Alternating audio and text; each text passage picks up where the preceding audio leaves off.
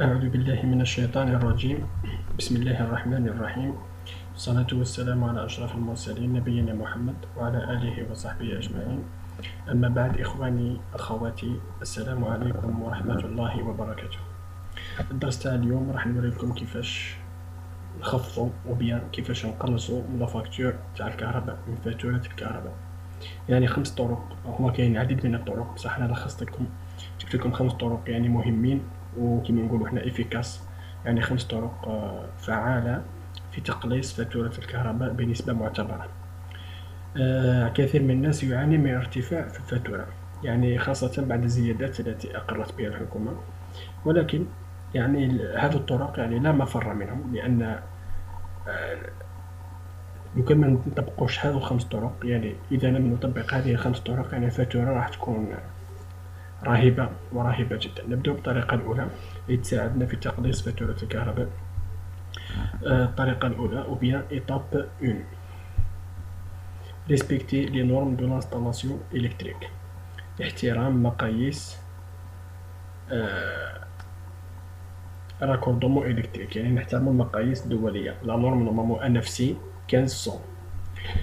باغ اكزومبل، ناخذ على سبيل المثال هذا الطابلو ou bien هذا الجدول يبين لنا لي نورم تاع لانستالاسيون، كيما ليكليراج، الإنارة. الكوندكتور cuivre a utilisé 1,5 mm، يعني la section du câble c'est 1,5 mm pour l'éclairage.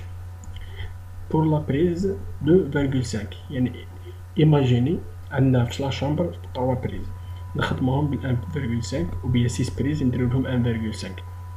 بيان سور 1,5 ما راحش يحتوي 6 بريز هذو، يعني ما سي با نورمال. يعني لا نورم تقول لك لي بريز 2,5 ولازم او موان يعني اكثر، على الاكثر 6 بريز ولا 8 بريز. لو كان نديرو 1,5 في 6 بريز راح يسخن الخيط وممكن يذوب وممكن لا شارج، يعني يسخن الخيط.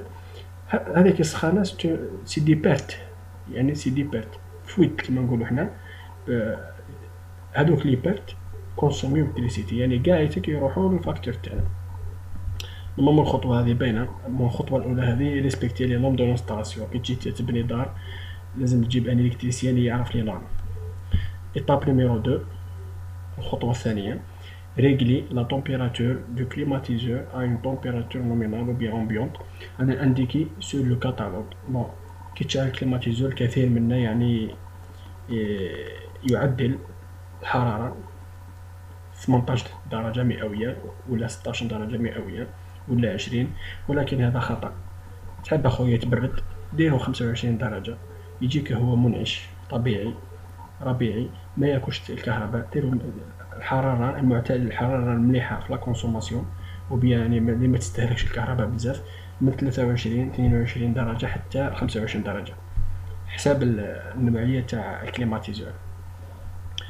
إيطاب نيميرو 3: remplacer les lampes de la maison avec des lampes économiques. لي لامب ايكونوميك او بيان انا ما نسميهمش دي لامب، انا نقول لهم لي لاد، هما اصلا يسموهم لي لاد، انا كتبت لكم لامب ايكونوميك او بيان هما يسموهم دوك لي لاد.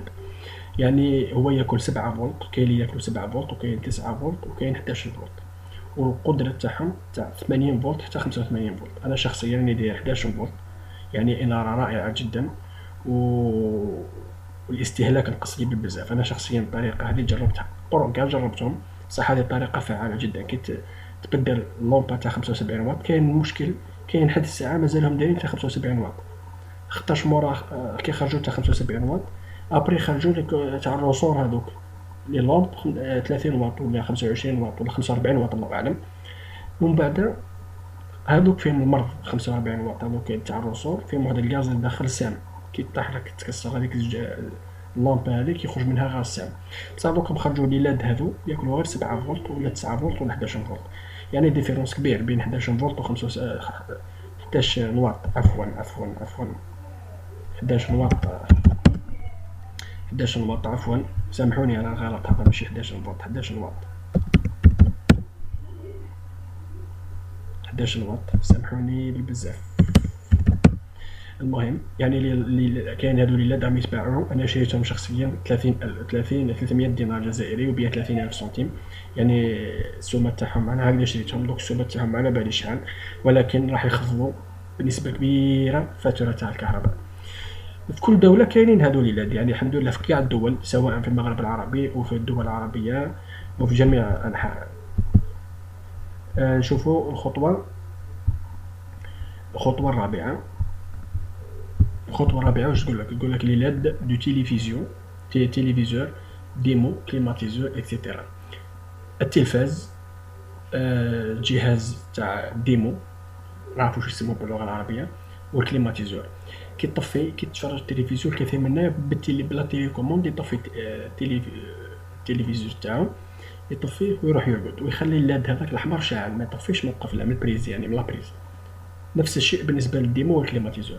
هذا خطا كبير جدا. هذاك الضوء الاحمر راه ياكل الكهرباء. ايماجيني 24 ساعه وهو شاعل على شهر، شحال ياكل لك؟ وياكل الكهرباء صح، ياكل من اكثر الامور اللي تاكل الكهرباء في المنزل هذو اللي لاد، هذاك الضوء الاحمر اللي يبان لك في جهاز التلفاز وبيا في الديمو تاعك ولا في الكليماتيزور. يعني خطا كبير. كي تكمل تتفرج يا اخي او اختي الكريمه، طفي من لابريز، من قفله، دير رالونج وطفي من قفله التلفزيون تاعك ولا الكليماتيزور، طفيه من البريزات ديريكت. الخطوه الخامسه والاخيره اخوتي اخواتي، assurer de fermer la porte du réfrigérateur jusqu'après l'utilisation.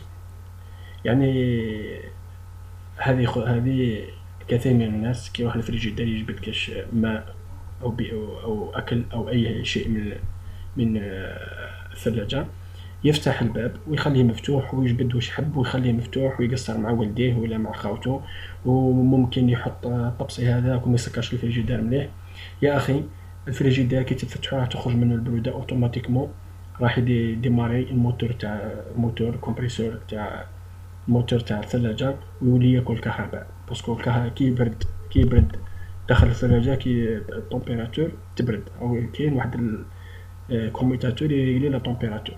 كي يكون بارد الداخل الموتور طافي خلاص، الدرجه الهدف تاعو راه محقق. بصح كي تفتح انت الثلاجه يخرج الهواء البارد، ومن بعد يولي يلزم عليه الفريجيدير باش يعاود يبرد، الور ياكل تريسيتي وياكل بزاف تريسيتي، من اكثر الاجهزه اللي تاكل الكهرباء في المنزل. ان شاء الله يكونوا فادوكم الخطوات هذو، ان شاء الله نتلاقوا فيديوهات اخرين، وما تنساوش تابونيو معايا في لاشين تاعي. والسلام عليكم اخواتي واخواتي.